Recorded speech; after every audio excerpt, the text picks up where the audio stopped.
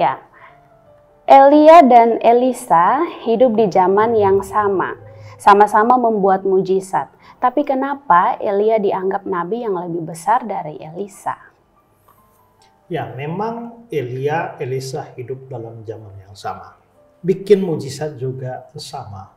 Bahkan keduanya sama-sama pernah menghidupkan orang mati. Tapi bagaimanapun juga kita melihat bahwa Elisa itu adalah orang yang dipanggil menjadi nabi oleh Tuhan, tapi melalui Elia. Kisahnya itu ada di 1 Raja-Raja 19. Ayat 19 sampai 21. Setelah Elia pergi dari sana, dia bertemu dengan Elisa bin Safat yang sedang membajak dengan 12 pasang lembu, sedang dia sendiri mengemudikan yang ke-12. Ketika Elia lalu dari dekatnya, dia melemparkan jubah kepadanya. Nah, saudara perlu tahu bahwa melempar jubah itu pada masa itu sebagai tanda bahwa ia dipanggil untuk mengikut. Dan kalau jubahnya itu adalah jubah nabi, maka melempar jubah nabi itu tanda bahwa orang itu dipanggil untuk menjadi nabi. Ya, jadi ketika Elia lalu dari dekatnya, ia melemparkan jubah kepadanya.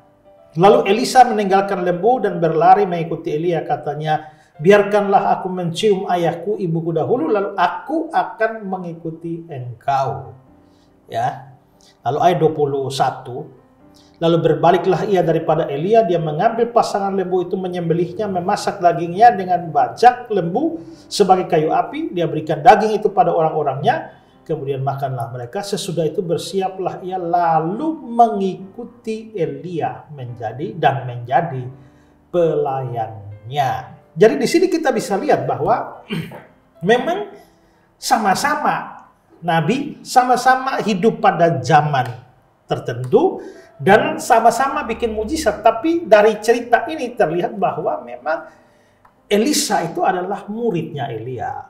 Ya, apalagi bagian terakhir dari ayat 21 tadi, coba kita lihat bagian terakhir ayat 21 itu, dia bilang, sesudah itu bersiaplah ia lalu mengikut Elia dan menjadi pelayannya. Berarti Elisa itu menjadi pelayannya Elia.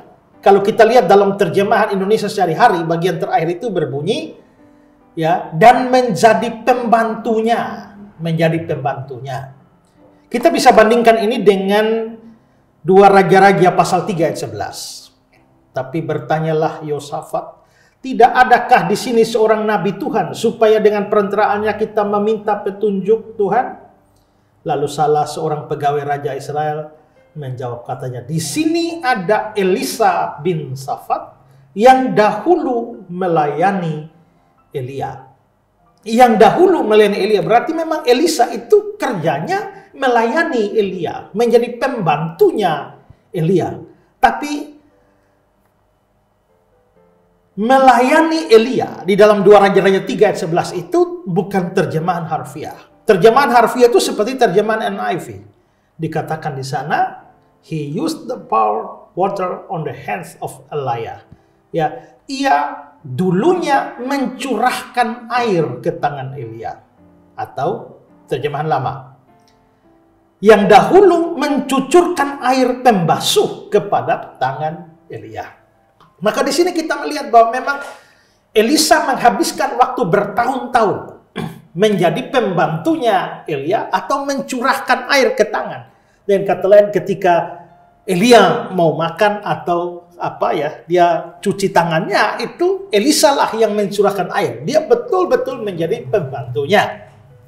Ini persis seperti Yosua yang mengabdi kepada Musa, di mana Musa itu menjadi tuannya. Kalau kita membaca dalam Yosua 24 ayat yang ke-13, di sana dikatakan bahwa lalu bangunlah Musa dengan Yosua abdinya. Yosua abdinya, atau Yosua 1 ayat 1, Yosua bin Nun abdi Musa itu. Jadi kira-kira Yosua adalah abdi Musa, maka Musa lebih tinggi dari Yosua. Elisa itu abdinya Elia. Ya sudah jelas bahwa Elia lebih tinggi dari Elisa, dan sering kita baca di Alkitab, Elisa menyebut Elia sebagai tuanku, ya. Jadi memang nanti kita bisa lihat setelah Elia diangkat ke surga, Elisa menggantikannya menjadi nabi dengan kuasa juga yang hebat. Tapi sepanjang mereka hidup bersama di dunia ini, Elisa itu menjadi pembantu dari Elia, dan karenanya tidak bisa dianggap setara dengan Elia dalam hal pelayanan yang mereka kerjakan bersama-sama. Jadi memang melayani bersama-sama, berbuat mujizat bersama-sama, tapi Elia tetap dianggap sebagai nabi yang lebih besar daripada Elisa. Selain itu, walaupun sama-sama bikin mujizat, Elia naik ke surga hidup-hidup, tapi Elisa kan tidak. Elisa sakit dan mati, tapi Elia diangkat ke surga hidup-hidup. Jelas ada perbedaan antara Elia dan Elisa. Ya.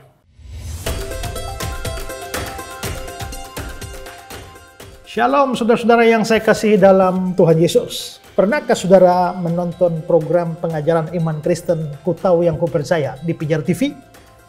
Kalau belum, sayang sekali. Ini adalah satu program yang sangat bagus di dalam pengajaran iman Kristen. Segeralah ikuti program ini yang disiarkan oleh Pijar TV.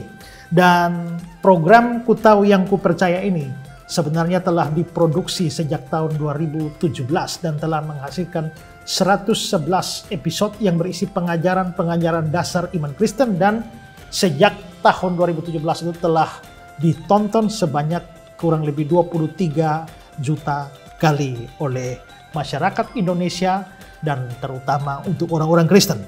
Nah, program ini adalah produksi dari Pijar TV bekerja sama dengan Yayasan Karya Bakti Esra Soru dan juga GKN Revival, dan telah menjangkau begitu banyak orang di daerah-daerah yang bahkan tidak pernah kami kunjungi sekalipun.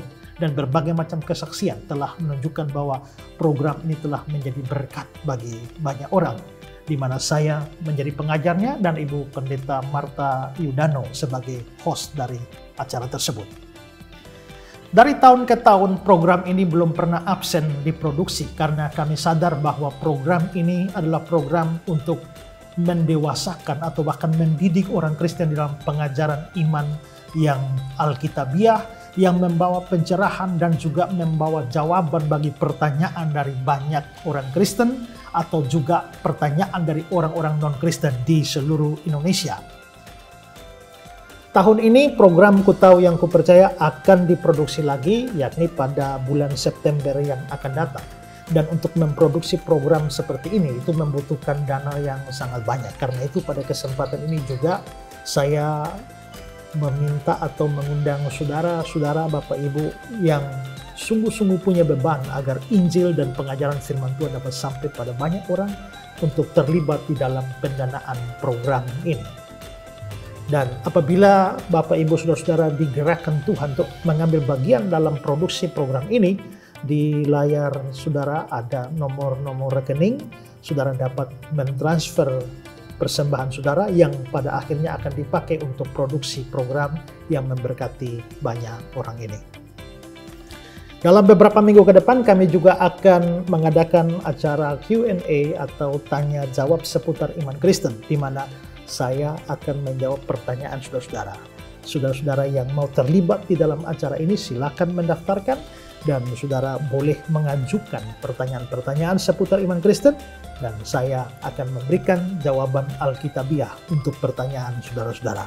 Dan akhirnya untuk dukungan setiap saudara bagi program ini, saya Pendeta Esra Soru dan tim Pijar TV, tim GKN Revival, tim Yayasan Karya Bakti Esra Soru mengucapkan terima kasih, dan mari bergandengan tangan untuk pekerjaan Tuhan yang besar di Indonesia, bahkan di seluruh dunia.